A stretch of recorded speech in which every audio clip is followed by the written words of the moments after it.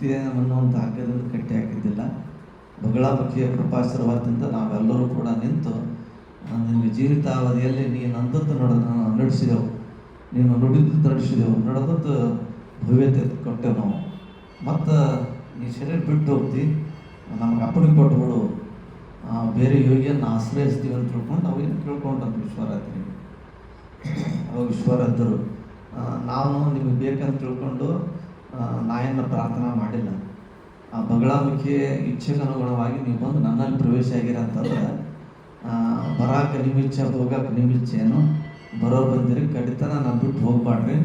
ಇಲ್ಲೇ ಅದೊಂದು ಗ್ರಾಮ್ಯ ಭಾಷೆದ ಒಂದು ಶಬ್ದ ಅಂತ, ಇಲ್ಲೇ ಕೈಕಾಲು ಕಟ್ಕೊಂಡು ತಿದ್ಕೊಂಡಿರ್ರಿ ಅಂತ ಹೇಳಿ ಅಂದಾಗ ಆಗಲಿ ಇಷ್ಟು ಕಲಿಯುಗದಲ್ಲಿ ಇಂಥ ಕಾಠಿಣ್ಯಪರವಾದಂಥ ತಪಸ್ಸನ್ನು ಮಾಡಿ ಯಾವ ಯೋಗಿನೂ ಕೂಡ ನಮ್ಮನ್ನು ಹಿಂಗೆ ಕಟ್ಟಿ ಹಾಕಿದ್ದಿಲ್ಲ. ಬಗಳಾಮುಖಿ ಆಶೀರ್ವಾದದಿಂದ ನೀ ನಮ್ಮನ್ನು ಇಲ್ಲಿ ಹೊಲಿಸ್ಕೊಂಡಿದ್ದೆ ಅಂತ ಅಂದ ಬಳಿಕ ನಾವು ಇಲ್ಲೇ ಇರ್ತೀವಿ, ನಮಗೊಂದು ಸ್ಥಾನ ಕೊಡು ಅಂತ ತಿಳ್ಕೊಂಡು ಅಂದಾಗ ಈ ಅಷ್ಟು ಸಿದ್ಧಿಗಳನ್ನು ಅವರು ವಿಶ್ವರಾತ್ರಿ ಏನೋ ಸಿದ್ಧಿ ಮಾಡಿ ಬುಡಕೋದಂತ ತಾಮ್ರ ತಗಡಿನಲ್ಲಿ ಬರೆದು ಅದು ಇಟ್ಟಿದ್ರು ಅಂತ ತಿಳ್ಕೊಂಡು ಎಲ್ಲ ಹಿರಿಯರು ಹೇಳ್ತಾರೆ.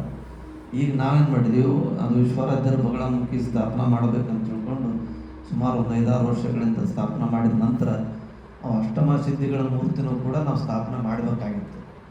ಯಾವುದೋ ಕೆಲವು ಕಾರಣಾಂತರದಿಂದ ಆಗಲಿಲ್ಲ.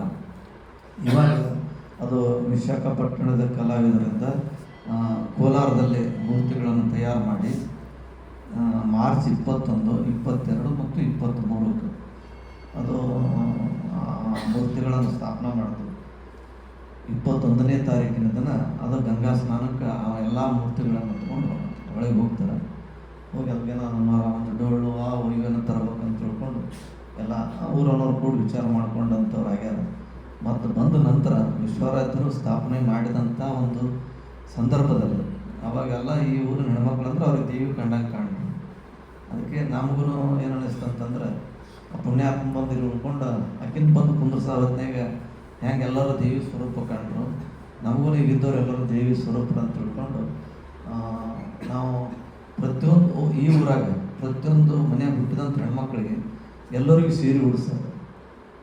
ಸುಮಾರು ಎಷ್ಟೋ ಲಕ್ಷ ರೂಪಾಯಿ ಸೀರೆಗೆ ವ್ಯವಸ್ಥೆ ಮಾಡ್ಯಾರ ಮಾಡ್ತೀವಿ ಅಂತ ಹೇಳ್ಯಾರ.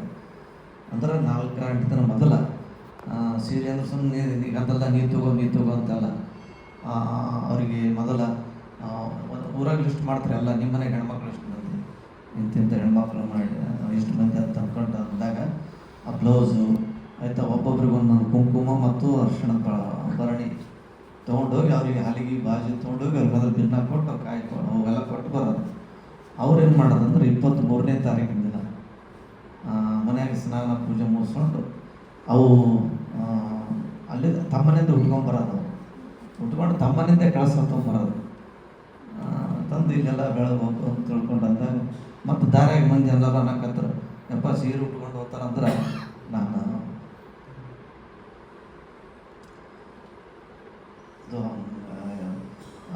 ಬಳಿ ಇಡ್ತೀನಿ ಅವರಿಗೆ. ಎಲ್ಲ ದೇವಿಯವರೇ ಹೊಂಟಿರ್ತಾರೆ, ಬಳಿ ಇಡ್ತೀನಿ ಅಂತ ತಿಳ್ಕೊಂಡು ಸುಮಾರು ಜನ ಅಂತಾರೆ. ಎಲ್ಲರೂ ಬಳಿ ಇರ್ಕೊಂಡು ಮತ್ತೇನಂದ್ರೆ ಯಪ್ಪ ನಾವು ಉಡಿ ತುಂಬ್ತೀವಿ, ಎಲ್ಲ ಸುಮಾರು 1000 ಮಂದಿ ಇರ್ತಾರೆ. ಈಗಾಗಲೇ ನಾವು 1000 ಸೀರೆ ವ್ಯವಸ್ಥೆ ಮಾಡಿದಂಥವ್ರು ಆಗ ಚಲೋ ತರ್ಬೇಕು ಸೀರೆ. ಹೆಣ್ಮಕ್ಳು ಒಲ್ಲಂದು ಮಾಡ್ದು ಅಮ್ಮ ಆಕೆ ಒಲ್ಲಂದ್ರೆ ನಮ್ಮ ಗತಿ ಆಗಿದೆ.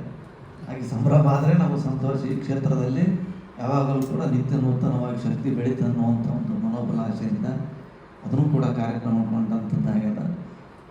ಎಲ್ಲರೂ ಕೂಡ ನಮ್ಮ ಮಠದ ನಮ್ಮ ಮಗ ಮಾದೇವ ರೆಡ್ಡಿಯವರು ಇಲ್ಲಪ್ಪ ನಂದೊಂದು ಇಚ್ಛೆ ಅದೇನು ಎಲ್ಲರಿಗೂ ಕರಿಗೇಳಬೇಕು, ತುಪ್ಪ ಅಂದರೆ ಇನ್ನು ಚರ್ಚೆಯಲ್ಲಿ ನೀಡೋದಿಲ್ಲ, ಇದರಲ್ಲೇ ನೀಡಬೇಕು, ಎಲ್ಲ ಸ್ಪಂದಿ ಉಣಿಸ್ಬೇಕು.